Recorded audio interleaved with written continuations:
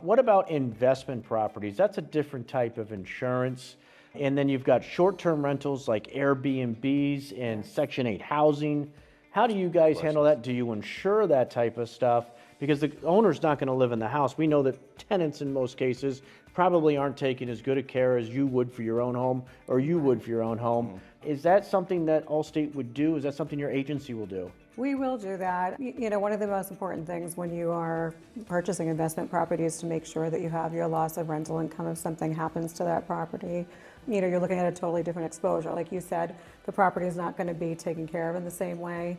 You have a bigger liability exposure. So we do have different products that we work with to help make sure that's covered. Okay, so even short-term rentals where you might have the revolving doors, weekly rentals, and Yes. people are coming in, you guys are okay with that? Yes, and that's because it's coming, you know, more and more frequent that people are is. buying these properties to use for I Airbnb. find- Is that a special policy? Is totally different than a regular multifamily or? Yeah, it would be for an investment property, so we would usually do it on a dwelling fire policy versus, you know, a standard homeowner's package or whatnot, so.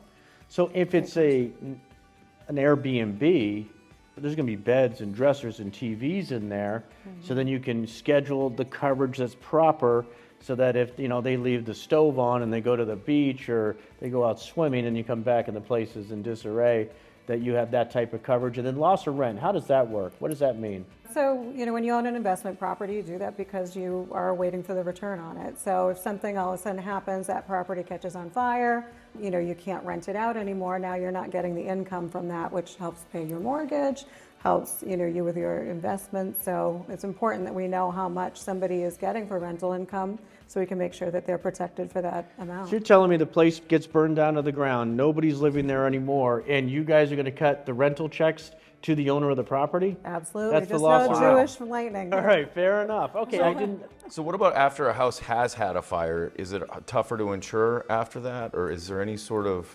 No, because the insurance is paying to rebuild it. So it's not more difficult because now it's being rebuilt to Brand new standards. Brand new standards. I was just So wondering if there's ever a time when it's difficult to insure a property from a casualty or So you're saying if you have on your third house and this one burned down too. No, I'm not saying that. I'm saying that if you were to buy a house that had burnt, is it tougher to insure? Just like, you know, weren't you saying something about Florida and if there was a flood there or something? Yeah, there's a history of a flood zone. Right. So once it falls into that category, I mean, you know, do you run into that risk of saying there's been a major loss on this property and now we don't want to insure it anymore? So it more so goes with the owner of the property versus the property itself, believe it Okay. or not, because That's interesting. it's, right, it's just like your credit. Follows it me around. Yeah. 4 fires in a row. No more insurance for you. Right. Life insurance. I don't know what happened.